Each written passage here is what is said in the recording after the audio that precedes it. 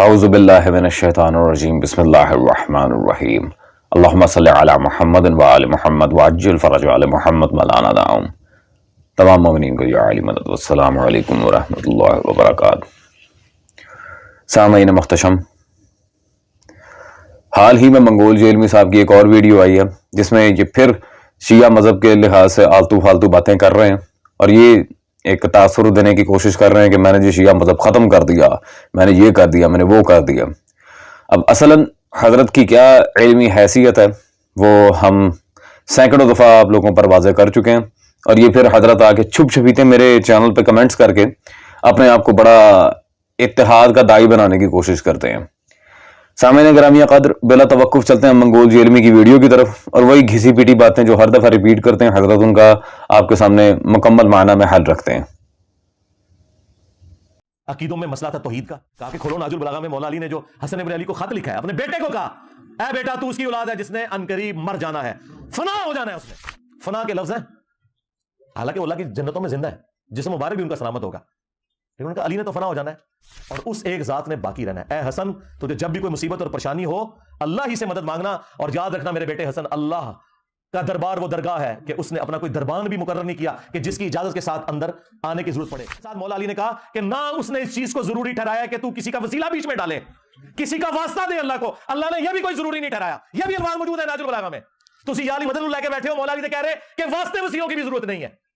اہل تشیع کو ان کے اصول کے اوپر گرایا ہے کہ تمہیں سب سے بڑا ایشو کیا ہے. وہ یہ کہتے ہیں کہ ہمارے اوپر آپ لوگ الزام لگاتے ہو کہ ہم صحابہ کو گالیاں، اور تم لوگوں کی جرت نہیں کہ تم اپنی کتابوں سے یہ بتا سکو کہ سب سے پہلے مولا علی علیہ السلام پہ لعنت شروع کی تھی بنو امیہ نے، اور واقعی کوئی نہیں بتاتا تھا. کس نے بتایا؟ میں نے بخاری مسلم سے نہ صرف ان کا مقدمہ ثابت کیا کہ یہ درست ہے، پھر میں نے اگلا سٹیپ بھی طے کروایا. میں نے کہا کھولو اب تم اپنی کتاب ناج البلاغہ میں مولا علی علیہ السلام کا خطبہ ہے کہ عین جنگ صفین کے موقع پر میدان جنگ میں کچھ اصحاب نے مخالف پارٹی پہ سب و شتم کیا، تو مولا علی نے انہیں کہا کہ انہیں گالی گلوچ نہ کرو، علمی طریقے سے ان کی غلطی ان پر ہائی لائٹ کرو تاکہ جو حق سے آری لوگ ہیں یہ راہ حق پر واپس آ جائیں. یہ نہج البلاغہ میں مولا علی کا خطبہ ہے. اس کے علاوہ کئی اور خطبات میں نے پیش کہ تم علی کے شیعہ ہو یا بنو امیہ کے شیعہ ہو، علی تو میدان جنگ میں بھی گالی نہیں نکالنے دے رہے، اور تم 1400 سال بعد بھی گالیاں نکال رہے ہو.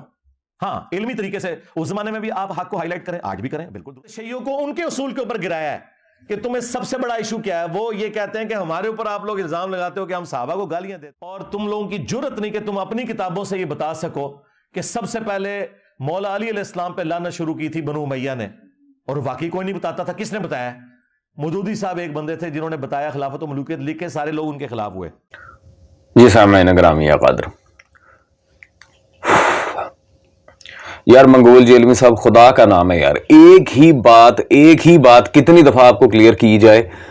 درجنوں دلائل دے چکے ہیں ہم بنی امیہ کے معاملے میں، خلافت کے معاملے میں، امامت کے معاملے میں، عقائد شیعہ کے معاملے میں، عزاداری کے معاملے میں، دیگر معاملات پہ، مولا علی سے استمداد و استعانت کے معاملے میں، ہر چیز کو ہم نے تفصیلاً آپ کے سامنے لا کے رکھا ہے.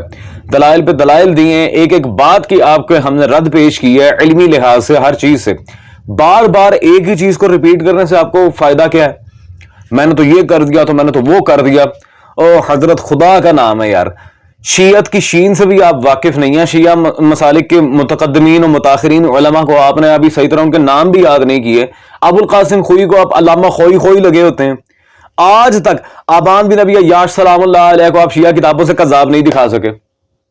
آج تک یہ غالباً 3 سے 4 سال ہو گئے ہیں مستقل اس جملے پہ آپ کی پکڑ کی گئی ہے. میں نے آپ کو بار بار کہا تھا کہ آبان بن ابی عیاش کو کتاب سلیم کو شیعہ مکتب کے ہاں جرح مفسر سے غلط ثابت کر کے دکھائیں، جرح مفسر دکھائیں. مبہم جرح کی بات ہے، وہ تو بہت ساری جروحات موجود ہیں لیکن وہ ناقابل قبول ہیں. جرح تب تک ہوتی ہی نہیں ہے جب تک وہ جرح مفسر نہ ہو.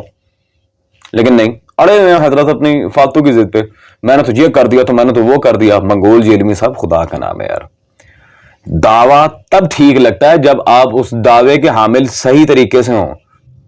ہمیں جی اردو نہیں آتی، ہمیں عربی نہیں آتی. اور بھائی آپ کی عربی اور اردو کا مجھے سارا معیار پتا ہے. ہاں، ران کو عربی میں پٹ کہتے ہیں، یہ آپ کی عربی ہے. ماضی استمراری کو آپ فعل مضارع بنا رہے ہوتے ہیں، یہ آپ کی عربی ہے. معرفہ کو آپ نکرہ سے تشبیہ دے رہے ہوتے ہیں، یہ آپ کی عربی ہے. چلیں خیر چھوڑیں، اب ایک ہی بات کو ہم لے کے پکڑ جائیں تو کیا؟ اچھا جی، نہج البلاغہ میں فنا ہو جانا، یہ وہ لا حول ولا قوت الا باللہ.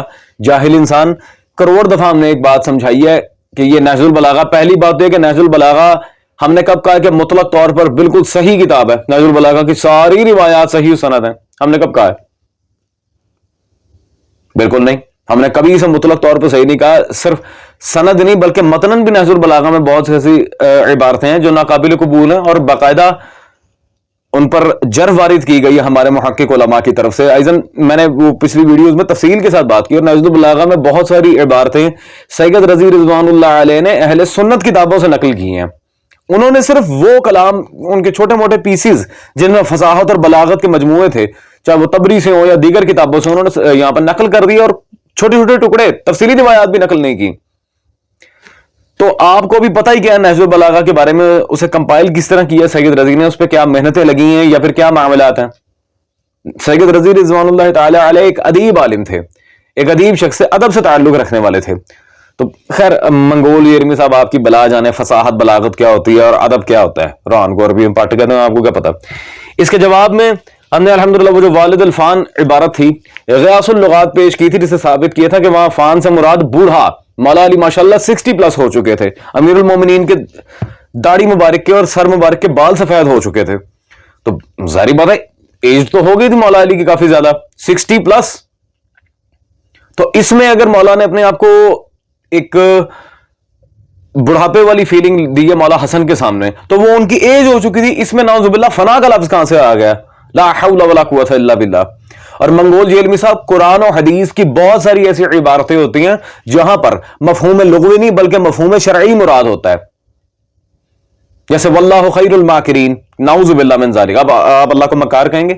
نہیں، اللہ بہترین مدبر ہے، بیسٹ پلانر. اس کی بہت ساری مثالیں ہیں میرے پاس. خیر، اور اس کے بعد یا علی مدد کے اس بات پر ہم نے آپ کے سامنے تفسیر در المنصور پیش کی تھی، جس میں اللہ نے مولا علی کی نصرت کے ساتھ رسول خدا صلی اللہ علیہ وسلم کی تائید کی تھی. کیا جواب ہے؟ کچھ بھی نہیں.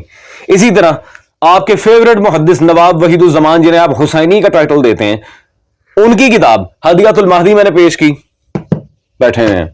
منگول جیلمی صاحب دلائل اور بھی بہت سارے دیے تھے یار، انبار لگایا تھا کتب اسماء الرجال کا، کتب حدیث کا، کتب تواریخ، سیر، ہر طرح کی کتب کا انبار لگایا تھا آپ کے سامنے. اب ایک ایک دلیل کو اٹھا کے بار بار میں ریپیٹ کروں تو کیا اس کا کیا فائدہ ہے؟ بار بار ریپیٹ کرنے سے کیا حاصل ہوگا؟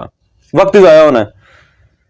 خیر سامعین گرامی قدر، میں ایک بات رکھ لوں، میں آپ کو کوئی گالیاں نہیں دے رہا. منگول صاحب میری ایک بات خدا را نوٹ کر لیں یار، جب بھی کبھی کسی مسلک پر ہٹ کرنا ہو تو اس کی طرف سے آنے والے دلائل کا رد کر کے اسے ہٹ کیا جاتا ہے.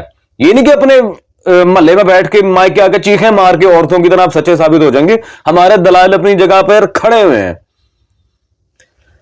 ان کا کوئی جواب نہیں ہے. الحمدللہ آپ کے مسلک کے بڑے سے بڑے مولوی نہیں دے سکتے. آپ تو بیچارے، آپ کو خیر کیا بندہ کہے، تاڑی دے گالی ماشاءاللہ ہو رہے.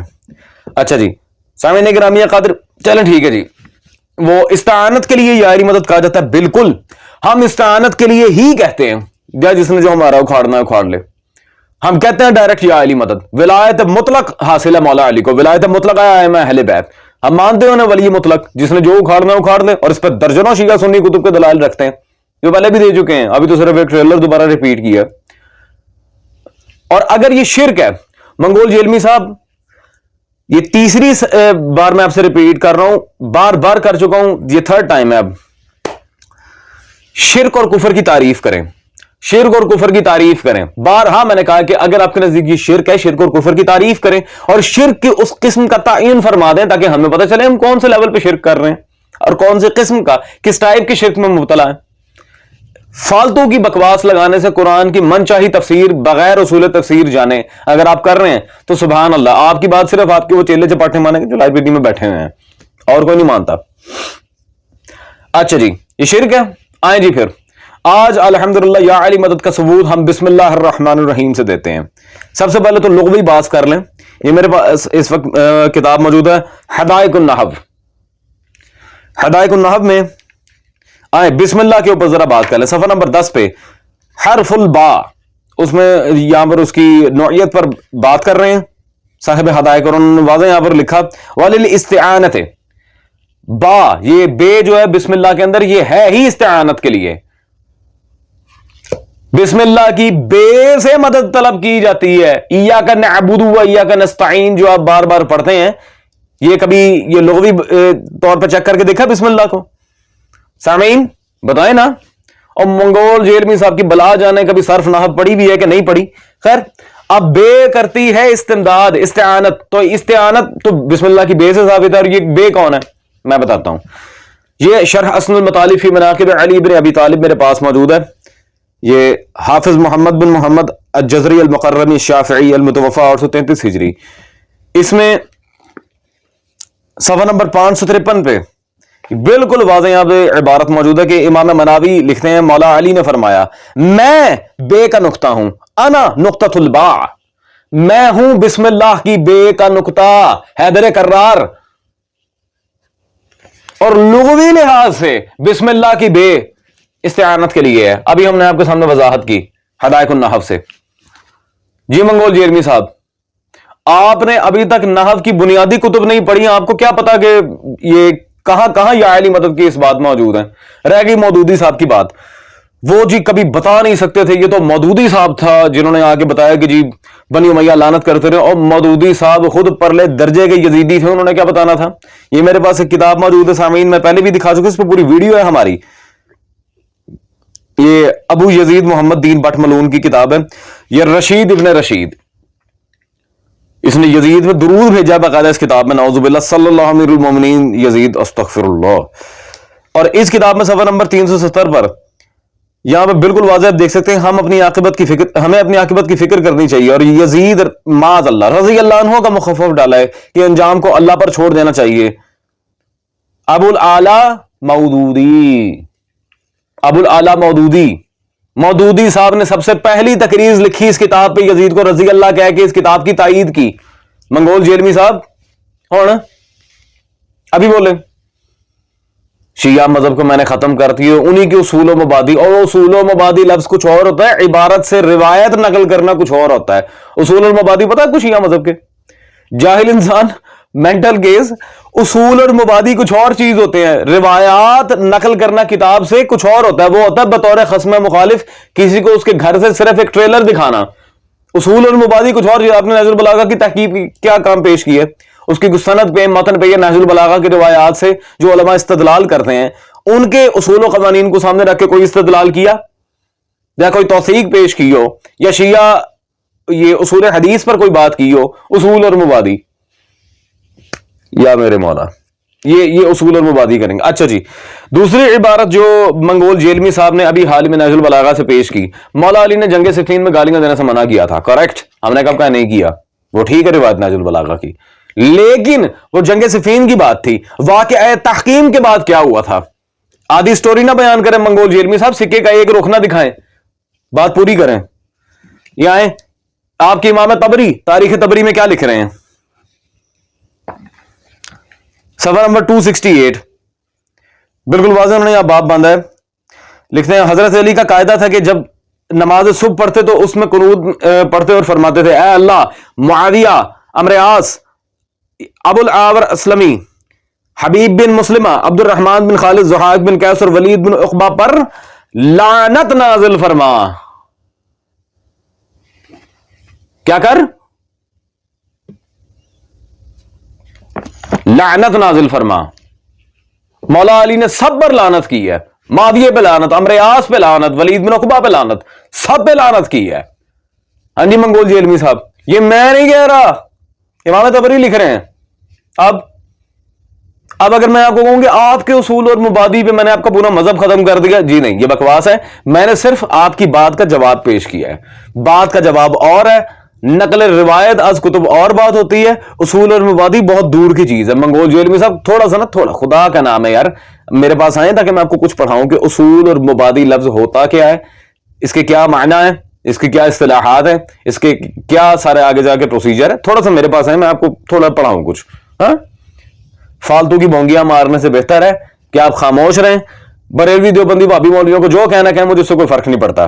ہاں, ان شارٹ کے یہاں تک کہ وہ اہل بیت صلوات اللہ علیہ مجمعین کی مخالفت میں بات نہ جائے, ورنہ میں ضرور پکڑ کروں گا. تو سامعین گرامی قدر, جیسا کہ میں نے پہلے وضاحت کی تھی کہ منگول جیلمی صاحب صرف بونگیاں مار رہے ہیں, نتھنگ ایلس.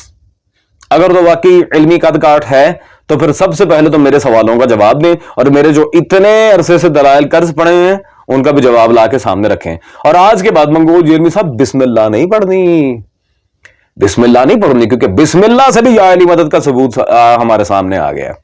ہاں بسم اللہ نہیں پڑھنی ہے اس کے بعد. ٹھیک ہے. دیٹس آل عزیزان، فی امان صاحب العصر والزمان.